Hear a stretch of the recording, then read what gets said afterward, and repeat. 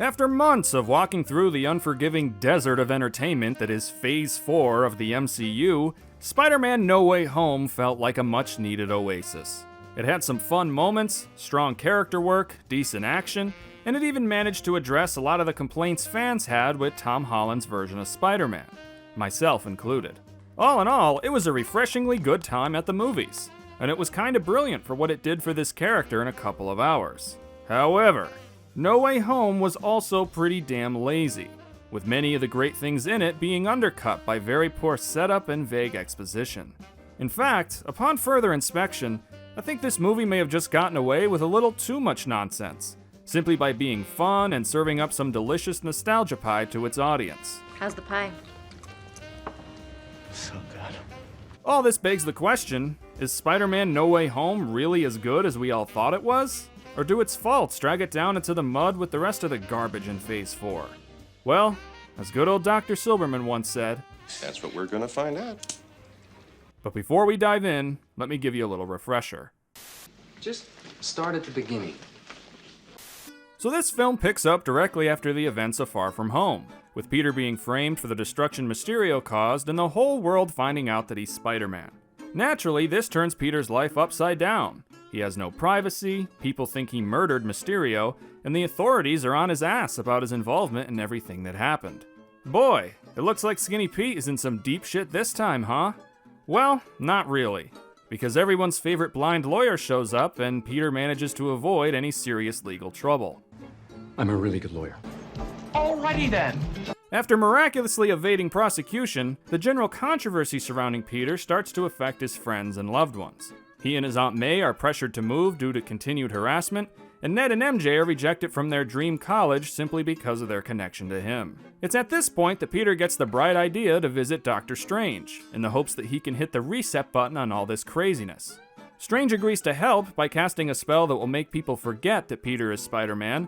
However, because he put too much booze in his coffee, Strange waits until he's right in the middle of casting this spell before revealing that Peter's friends and loved ones will also be affected by it. Are you fucking retarded?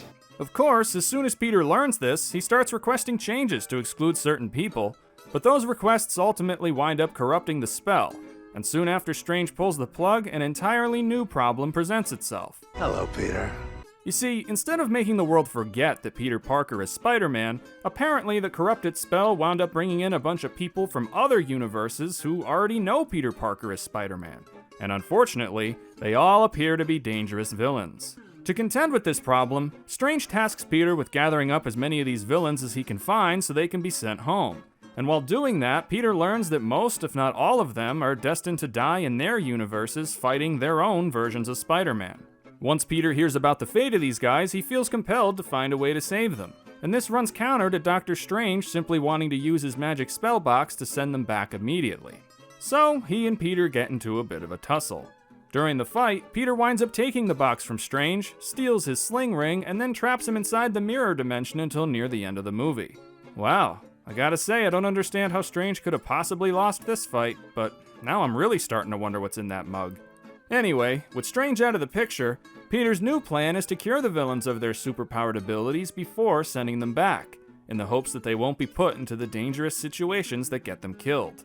However, Peter's compassionate plan quickly blows up in his face, as a couple of the villains get some ideas of their own, and the resulting chaos leads to Aunt May being turned into a shish kebab. Not long after Peter is dealt this crushing blow, Ned messes around with Doctor Strange's ring and winds up opening some portals that change the game completely. You see, it's revealed that in addition to all those villains, alternate Peter Parkers were also brought into the MCU when Strange's spell went wrong. These alternate Spider-Men give Peter a morale boost when he needs it most, and urge him to continue with his plan despite everything that's happened. The three Spider-Men then work together to cure all the villains, and with a little more of Ned's convenient magic, even Dr. Smirnoff gets restored from the recycle bin. However, as things are starting to get under control, Strange's spell gets corrupted even further, and reality starts bursting at the seams. With countless visitors from other universes about to pour their way in, Peter asks if Strange could try to cast the original spell again, where everyone would forget that he's Spider-Man. But Strange insists that it won't work, and I guess we just have to take his word for it. So, in order to fix the problem, Peter suggests that Strange should cast a new spell, where everyone in the world would forget that Peter Parker ever existed. Like a somewhat responsible adult, this time Strange makes it clear that this spell will affect every relationship in Peter's life before rushing into things. And once Peter agrees, only then does he start casting it. Wow, what the fuck, you couldn't have done that earlier? Anyway, Peter says his goodbyes to the other Spider-Men, Ned, and MJ, and after a flash of light, all the multiverse characters finally return home. We then skip ahead some time to see the effects of Peter's decision. Nobody in the world, not even Ned or MJ, remembers him, and as he's about to start explaining things to MJ, in the hopes of rekindling their relationship, he stops himself, knowing that he'd just be putting her in danger. So, he decides to start his life anew, as just some inconspicuous nerd who just so happens to be your friendly neighborhood Spider-Man.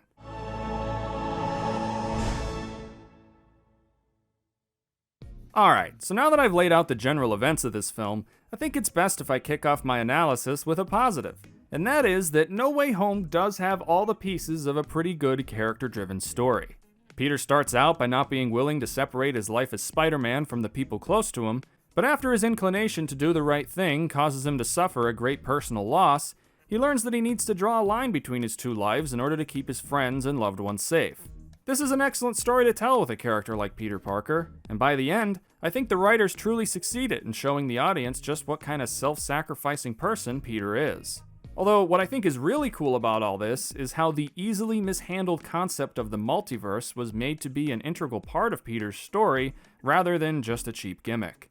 You see, in the ever-expanding landfill of lazy, unwarranted sequels and soft reboots, the idea of the multiverse just seems like the ultimate excuse to keep playing on people's nostalgia in place of an actual story. It's simple, really. Grab something that people already have an emotional connection to, and just shove it into your movie with barely any context at all other than the word multiverse. Now, while No Way Home certainly does this, it also takes what we know about those characters to further explore just who this Peter Parker is.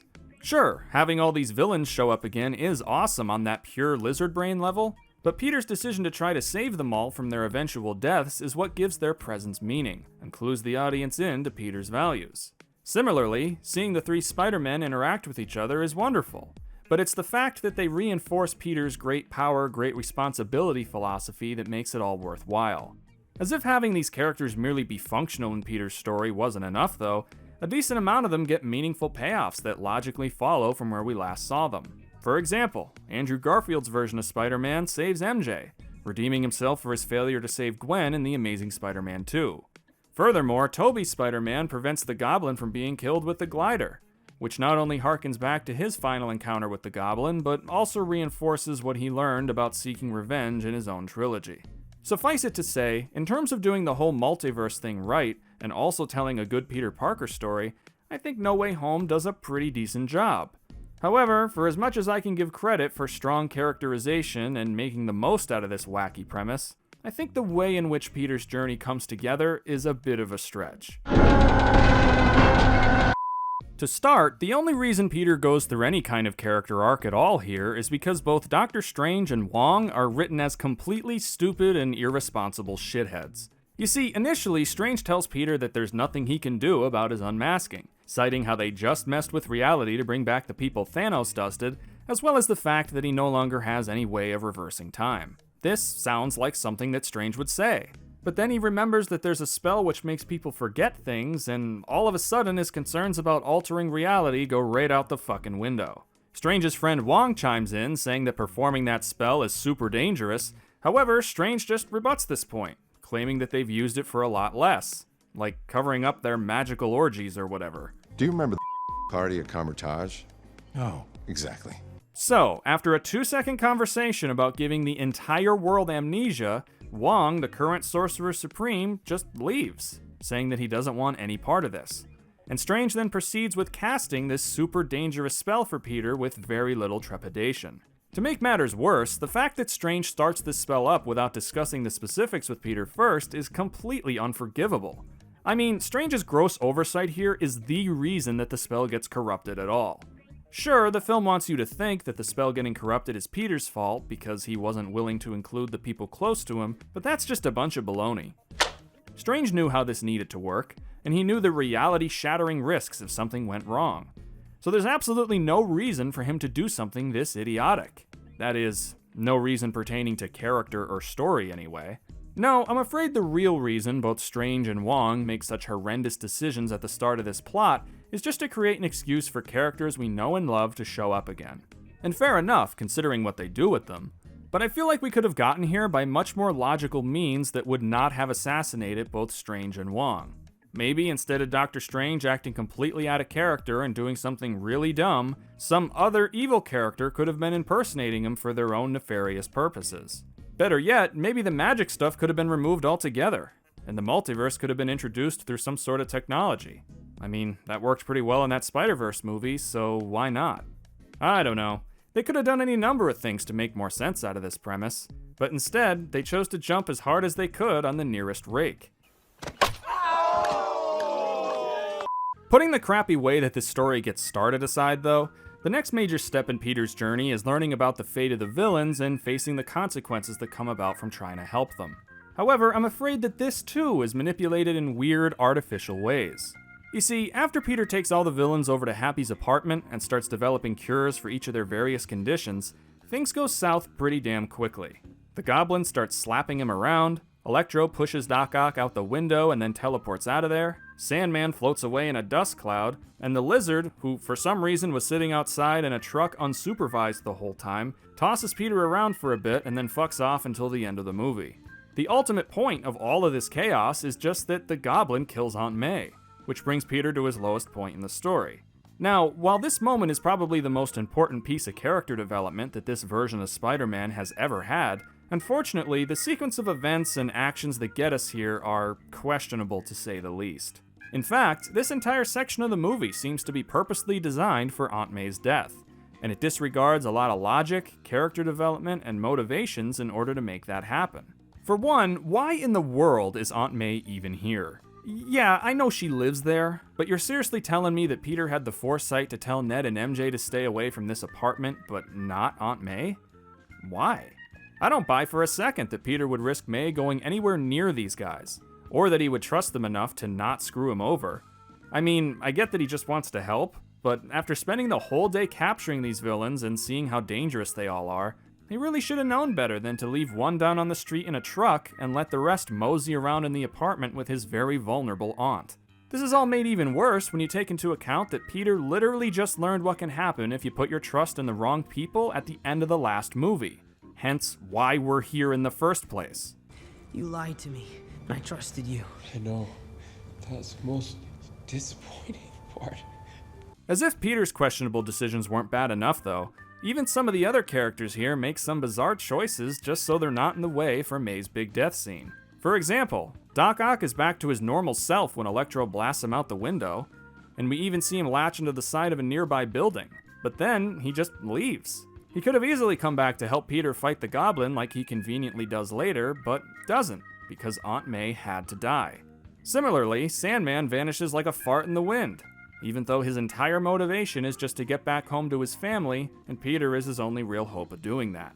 He could have easily helped Peter out here just like he did earlier, but didn't because, again, Aunt May had to die. No matter how you slice it, Peter's low point in this story is pretty contrived, and while I still generally like the fact that this Peter has now officially suffered that big character-defining loss in his life, I just wish it came about in a way that made at least some amount of sense. Anyway, after Peter's low point, his story is all set to resolve in the climax where he makes that big decision to be forgotten in order to save reality. However, just like the first two steps of his journey, this is also tainted by a few problems that do a lot to undermine it. To start, the spell that fixes everything depends on understanding exactly what happened with the first spell, and I'm afraid that they're both explained very poorly. You see, when Strange first tells Peter what's going on, he says that the spell pulled in people from other universes who know Peter Parker is Spider-Man. However, some of the people that show up in the MCU clearly don't know Spider-Man's identity. I mean, Electro certainly never knew. I just thought you was gonna be black. And that dopey-ass version of Eddie Brock in the mid-credits scene doesn't even have a Spider-Man in his universe, so... That doesn't make sense. Nevertheless, the movie operates as if what Strange said is true, because Peter being forgotten is the thing that puts everything back to normal. With that being said though, I don't really understand why the original spell to make people forget Peter is Spider-Man wouldn't have worked a second time around. When Peter asks about it, Strange just says it's too late for that now. But without any further clarification, this just feels like the writers sweeping a legitimate question under the rug in order to squeeze some more drama out of the ending. They're here because of you. What truly blows my mind, though, are the absolutely insane implications of Strange's final spell. You see, in addition to the MCU's Peter Parker being completely forgotten, the final spell implies that every person from every universe would also forget that their Peter Parker existed. I mean, with the rules established, the spell wouldn't have worked otherwise, right? So all other Peter Parkers have had their relationships in history erased. With all due respect, what the fuck? You know how it was nice and heartwarming to hear that Tobey's Peter and Mary Jane finally made their relationship work? Well, now she won't remember who he is. And the same goes for any versions of Peter that had kids, or any sort of meaningful relationship for that matter. Shit, even their jobs and life accomplishments would have been wiped out by this, just like the MCU's version. Jesus Christ. The worst part is that when these other universes are brought up again, and we all know they will be, future writers will either not address this problem at all, or they'll just say that the spell didn't work that way with zero explanation as to why. When that happens, I'll then have tons of comments saying, "See, you were wrong," and my last bit of sanity will officially be gone. So, given everything I just went over, I can't help but feel like pretty much every step of Peter's journey in No Way Home is compromised in one way or another, to the point where it just sucks a lot of the magic right out of it for me. I guess what I'm trying to say here is that no matter how much I squint and try to just enjoy the story for the things it does well, I can too clearly see the writer's hand pulling the strings behind the curtain during many of the film's most important moments. And I think a film is at its best when you never notice that kind of shit. Although, the more I thought about it, I couldn't help but wonder why the writers made some of these choices, particularly the soft reboot-like nature of that final spell. I mean, Peter's arc would have been pretty much the same if the final spell was just that everyone in the world forgot that he was Spider-Man, but the writers went far, far beyond that. And I have the sneaking suspicion that they were sort of instructed to do so. You see, since Tom Holland's version of Spider-Man was introduced into the MCU, he's ironically been tied up in a web of corporate tape. From the beginning, Marvel Studios called the shots, Sony footed the bill, and the profit wasn't exactly split in Sony's favor. After all, Sony was the one in need at that time, and Marvel Studios had all the leverage, due to them having the biggest entertainment dong in town. However, Sony still benefited from this one-sided deal in the form of repairing their damaged IP. Sure, they gave up some profit and creative control, but letting Spidey ride on the MCU's hype train only made him more valuable over time. Skip ahead to when the last film in that initial arrangement was in development, and it was clear that Sony wanted a new deal to put some distance between them and the old Mouse House. I mean, why else would they end No Way Home by essentially cutting all the ties that this version of Peter Parker has to the MCU? Coincidence? Why, I think not. No, I think it's much more plausible that No Way Home was sort of designed in a lab as franchise management. In other words, the goal was to create separation from the MCU while still leaving that door open and also laying the groundwork for Sony's own Spider-Man cinematic universe. You know, the one they've been hilariously trying to build up since 2014. You're fighting now! Ah! With such cynical, studio-driven goals likely being the impetus for this movie, it only makes sense that weird decisions would be made, and corners would wind up being cut. This kind of studio meddling is usually the kiss of death for movies like this. But in No Way Home's case, I actually think it weirdly worked out for both the studio and Spider-Man fans. Of course, Sony made out like a bandit, getting the separation they wanted, raking in the cash, and completely outshining everything else Disney's been doing lately. But coincidentally, Spider-Man fans who've been critical of the MCU's interpretation for a long time got the return to form that they've been wanting to see. What I mean is that since this whole Spider-Man rental started, an ever-growing number of people, including me, started to feel as if something was just off with this version of the character. Sure, he was quippy and awkward, but with each appearance he felt less like a broke-ass unlucky nerd who struggles with being a superhero, and more like, well, Iron Man Jr. He had access to tons of cutting-edge technology that was specifically designed for him. Everyone in his personal life knew he was Spider-Man and there was never any real consequence for it. And hell, until No Way Home, even the villains he faced were primarily motivated by their hatred of Tony Stark rather than anything to do with Peter himself. Now, even though a lot of creative liberties were taken with the character, none of this was outright bad per se. I mean, yeah, it was a departure from what people have come to expect from Spider-Man, but this young Peter Parker growing up in a world of other heroes did make sense, and they told some decent stories with him. However, I think things officially crossed a line in Far From Home, where Peter's secret was revealed to the world in what I assume was meant to be a parallel to Tony revealing his identity all the way back in Phase 1.